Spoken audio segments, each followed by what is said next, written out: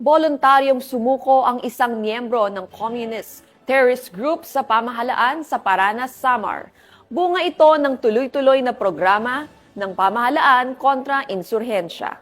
Patrolwoman Maria Elena Singian sa report.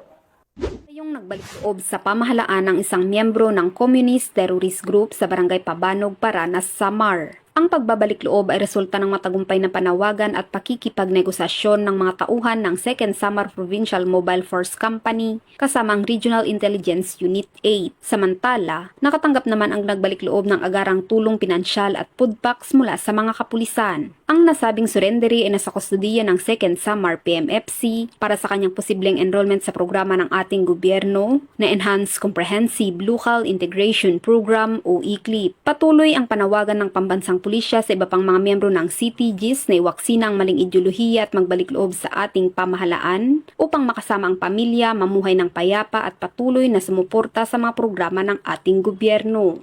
Mula dito sa Eastern Visayas, ako ang inyong PNN correspondent, Patrolwoman Maria Elena Singian, alagad ng batas, tagataguyod ng Balitang Pulis.